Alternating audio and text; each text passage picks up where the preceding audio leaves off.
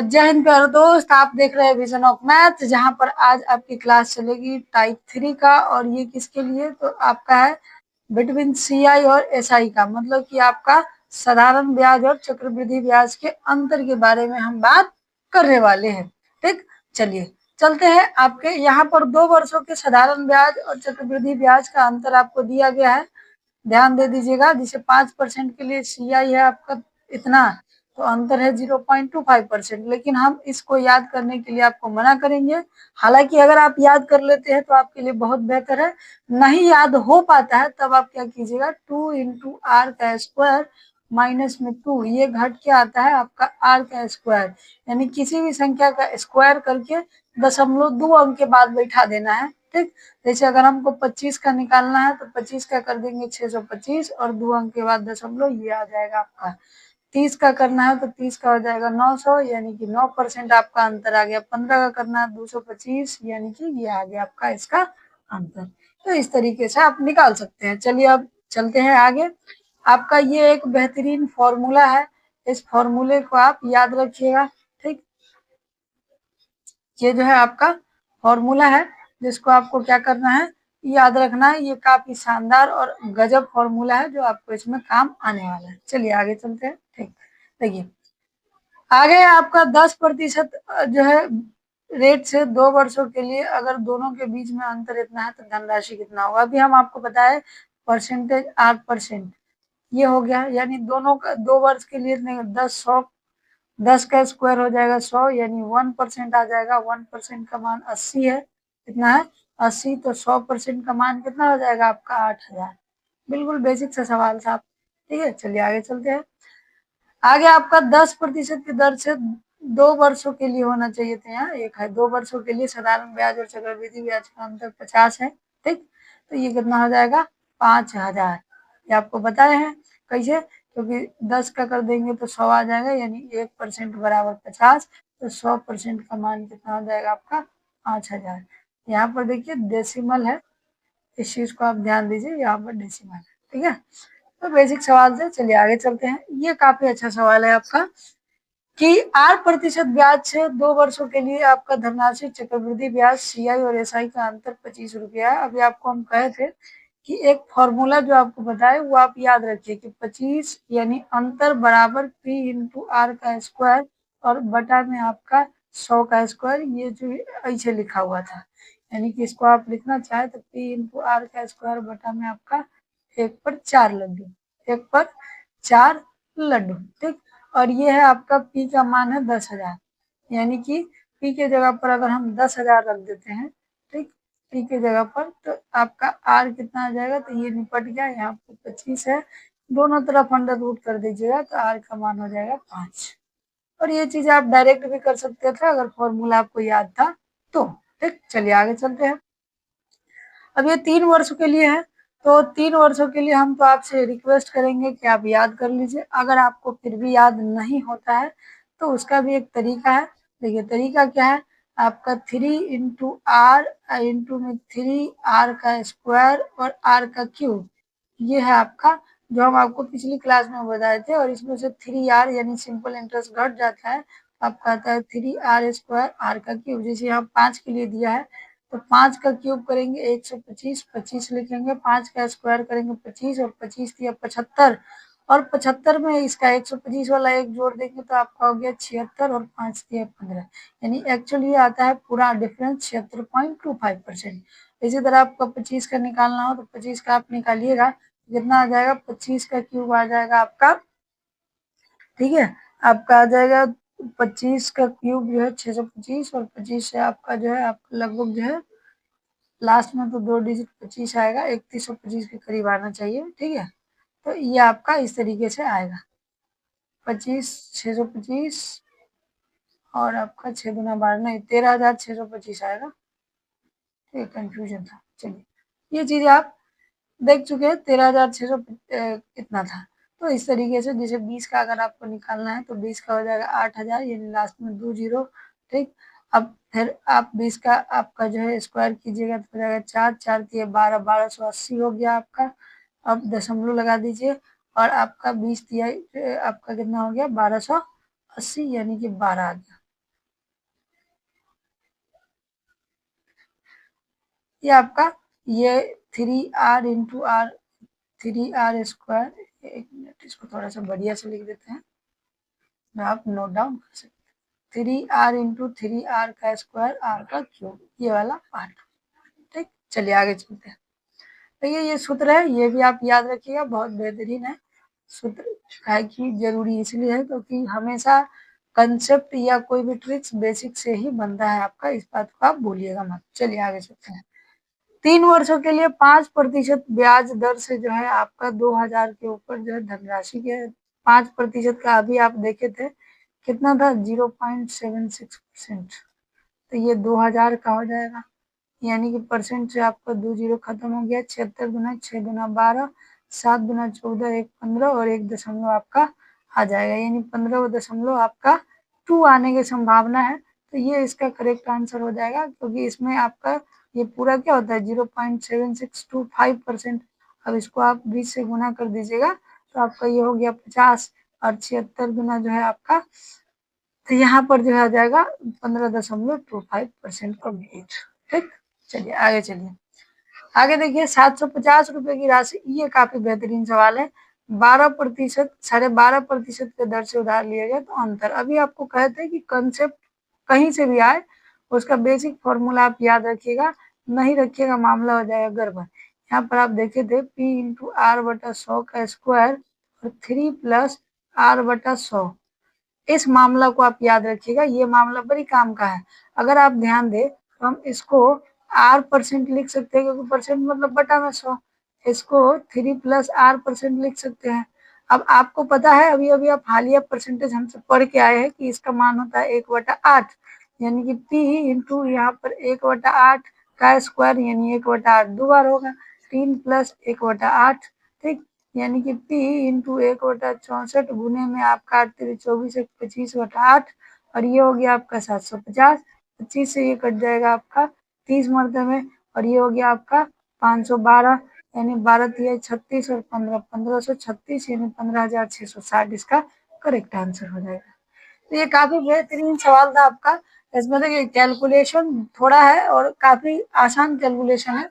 अगर आप वो वाला पर चाहेंगे, यानी कि 3r इंटू आपका 3r² क्यूब, तो इस पर आपका जो है पसीना निकल जाए।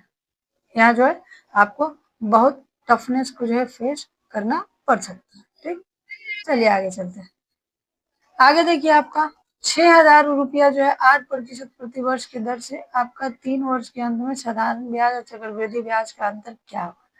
8% रेट ऑफ इंटरेस्ट है, तो हम आपको सलाह देंगे कि आप ऐसे निकाल लीजिए 3r का स्क्वायर और आपका r का क्यूब, यानी 512 का 12 ले लीजिए आप, 88 64 तिहाई हो जाएगा आपका 6 18 और 12 192, 192 में 5 जोड़ दीजिएगा 97, यानी 1.9721% होगा।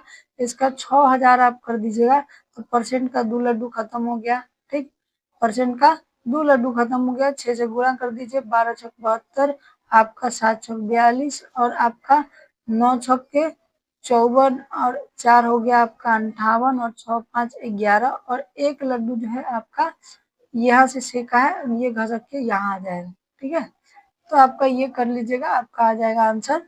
तो यहाँ पर 3 4 लड्डू, ये आपका इस सवाल का करेक्ट आंसर हो जाएगा। ठीक, तो ये देख लियो, कुछ समझ में आ रहा होगा। चलिए आगे चलते हैं आपका। ठीक है, आगे आपका चलते हैं।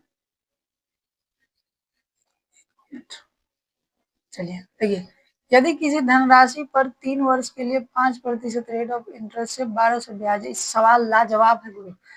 ठीक, तो समान अवधि के लिए चक्रवृद्धि ब्याज क्या होगा। इसमें लोग जो मिस्टेक करते हैं हम बताते हैं।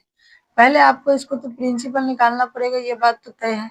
ठीक, तो प्रिंसिपल निकालने के लिए आपका r इंटू t%, यानी कि प्रिंसिपल का 15% का मान आपका हो गया 1200, 15 अठे 120, यानी कि 100% प्रिंसिपल का मान आ जाएगा 8,000। अब इतनी समझ तो आप में डेवलप हो गई होगी। ठीक, अब यहाँ से जो गलती होता है आपसे, या आप कर सकते हैं, वो क्या करेंगे ध्यान दीजिए कि यहाँ से आप करेंगे 8,000 का आपका 5% का मान आपका कितना होता है 1/20, यानी कि 21/20 गुने 21/20 गुने 21/20, और ये कोई दिक्कत वाली बात नहीं है, आप ये कर सकते हैं। आपका ये आ जाएगा 9261, इसमें से 8000 आप घटा दीजिएगा 1261। अगर आपका कैलकुलेशन एकदम तगड़ा है तो इसका इस्तेमाल करिए, कोई दिक्कत नहीं है, काफी आसान है ये भी। लेकिन इसकी जगह पर आप ये भी इस्तेमाल कर सकते हैं, क्या, ध्यान दीजिए। 8000 आ गया तो आपको पता है कि 5% के लिए 3 वर्ष का होता है आपका 0.76 अंतर, अंतर होता है, ठीक। तो आप 8000 का निकाल दीजिएगा तो परसेंटेज आपका 2 जीरो काट देगा, यानी 8 से गुना कीजिएगा तो आपका कितना हो जाएगा, 0.6 में 8 छक 48, 8 सते 56 और 4 हो गया 60, यानी 60.8%। और आपको पता है कि ये कंप्लीट 76 नहीं होता है, 2.5 होता है। अगर 8 से आप गुना कीजिएगा तो 25 अठे 200 हो जाएगा और यहाँ पर इसका 61 आ जाएगा, ठीक। यानी राउंड फिगर में आप इसको 61 ले लीजिएगा और ये 1200 में जोड़ दीजिए, तो 1200 प्लस 61, 1200 प्लस 61 कितना हो जाएगा आपका, 1261, ठीक। तो ये मिट गया है। बाकी आपको उम्मीद है कि ये सवाल समझ में आ गया होगा। चलिए आगे चलते हैं। आगे देखिए आपका कि 3 वर्षों के लिए चक्रवृद्धि ब्याज और साधारण ब्याज का अनुपात इतना है, काफी शानदार सवाल है। तो आप देखिए 3 वर्ष और 2 वर्ष का जो है फॉर्मूला क्या है, फॉर्मूला है P इंटू आर प्लस 100 का आपका स्क्वायर गुने आपका 3 प्लस आर इंटू आपका 100, ठीक। और यहाँ पर है P इंटू आर बटा में 100 का स्क्वायर, ये निपाट जाएगा। तो रेशियो जो भी आएगा, जो भी रेशियो है, यानी कि यहाँ जो रेशियो है 25 और 8, वो किसके बराबर, 3 प्लस आर बटा 100 के बराबर, यानी कि यहाँ हो जाएगा आपका 300 प्लस आर और यहाँ 25 बटा 8 गुने आपका 100, तो ये कट जाएगा आपका 25 मरतबे, ये कट गया 2, 625 आ जाएगा। और 625 का आधा 3, 12 दूना 24, 12.5 बराबर 300 प्लस आर। अब आर को अगर हम इधर घटा देंगे 312.5 में से 300 को, कितना आ जाएगा, 12.5। रेट ऑफ इंटरेस्ट कितना आ गया, 12.5। ये सब फॉर्मूले में जो है आपका, ये सब में ध्यान दीजिए कि आपका मोस्टली टाइम जो है आपका कैलकुलेशन काम में जो ट्रिक्स वाले हैं वो कभी नहीं आएंगे लगभग जो है, ठीक है। चलिए आगे चलते हैं। 9 नंबर सवाल देखिए, 10,000 पर 20% आपका जो है 20% ब्याज से 1 वर्ष के लिए जमा हुआ है, लेकिन अर्धवार्षिक, तो कल हम आपको पढ़ाए थे, यानी कि अर्धवार्षिक हो तो रेट को आधा कर देते हैं, यानी ये 10%, और टाइम को दोगुना कर देते हैं, यानी कि ये 2। तो 10% के 2 के हिसाब से आपका रेट ऑफ इंटरेस्ट 1 आता है। कितना आता है आपका, 1, यानी कि 10,000 का आप 1% निकालेंगे रेट ऑफ इंटरेस्ट तो कितना आ जाएगा, 100 आ जाएगा।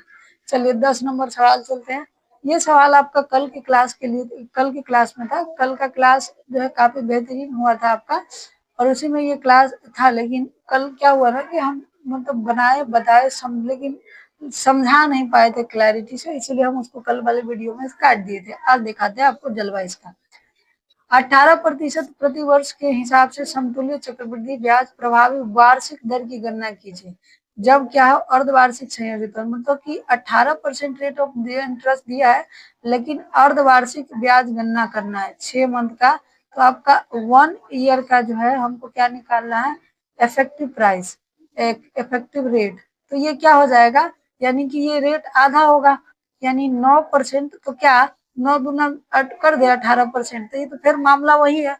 आपको पता है कि इंटरेस्ट के ऊपर भी इंटरेस्ट लगता है कंपाउंड इंटरेस्ट में, तो ये आपका क्या, कहाँ से निकालेंगे, 2r इंटू आर का स्क्वायर, यानी कि 9×9 = 81 और 9×2 = 18, यानी 18.81 आ गया, ठीक। अब कुछ लोग इसको और भी एडवांस तरीका से करना चाहे तो कर लीजिएगा, डायरेक्ट 1 में उसको आधा कर दीजिए और आधा का स्क्वायर करके इसके बाद चिपका दीजिए, यानी 18 के बाद आपका जो है आधा का स्क्वायर कर देंगे तो 81, ठीक। अब यहाँ से ऑप्शन भी आपका बहुत मदद करेगा। जैसे यहाँ जो है 36, ये होगा नहीं, ये होगा नहीं, 2 ऑप्शन तो आप पहले भी काट सकते थे, अब 2 ऑप्शन बच गया, ये और ये। और हम मानते हैं कि ये आपका करेक्ट सही आंसर है। अब कैसे है उसका लॉजिक हम आपको बताते हैं, ध्यान दीजिए। तो उस प्रभावी दर से, यानी ये जो इफेक्टिव रेट आया है, इसी इफेक्टिव रेट से हमको क्या करना है, 10,000 इन्वेस्ट करना है, लेकिन 6 अर्धवार्षिक के लिए। 6 अर्धवार्षिक का क्या मतलब है गुरु, 6 अर्धवार्षिक का मतलब है कि हमको 3 वर्षों के लिए, कितना वर्षों के लिए, हमको 3 वर्षों के लिए आपका करना होगा, यानी कि 3 ईयर्स के लिए, 3 ईयर्स के लिए, ठीक। तो अब यहाँ पर अगर आप लॉजिक लगाए तो ध्यान दीजिए, कोई भी चीज अपने आप में जो है 100% होता है, ठीक। तो ये हो जाएगा 118%, यानी कि 10,000 का आपका कितना हो जाएगा 118.18%, और बटा में आपका 100 का क्यूब, बटा में आपका 100 का क्यूब, ठीक। अब दुनिया की कोई भी संख्या हो, अगर उसका यूनिट डिजिट 1 है तो उसका क्यूब करे, स्क्वायर करे, पावर 4 करे, पावर 10 करे, पावर 1000 करे, उसका इकाई अंक एक ही आएगा, उसका इकाई अंक कितना आएगा, एक ही आएगा, ठीक। तो इसको सॉल्व करना थोड़ा सा टफ है, इसीलिए हम इस सवाल को लिए हैं कि कैसे इस तरीके के सवाल को सॉल्व करना चाहिए आपको, ठीक है। हालांकि सवाल में सिर्फ इफेक्टिव रेट पूछा था, लेकिन हम 2 लाइन एक्स्ट्रा जोड़ के आपको इसको भी इंट्रोड्यूस कर दिए। तो यहाँ से जब इसका गुना भाग हो जाएगा तो आपका इसका प्रभावी जो है आपका राशि ये हो जाएगा। तो आशा करते हैं कि आपको आज के सवाल समझ में आएंगे। इसको हम नहीं सॉल्व करेंगे और आपसे भी आशा करेंगे कि एग्जाम में इसको सॉल्व करने के पीछे नहीं पड़िए, ना तो आपका पूरा एग्जाम खत्म हो जाएगा, ये सॉल्व नहीं होगा, ठीक। चलते हैं आगे की और आपके आज के लिए इतना ही, बाकी कल के क्लास में हम देखेंगे आपका। आप सभी का बहुत बहुत धन्यवाद जिन्होंने इस क्लास को बहुत प्यार दिया है।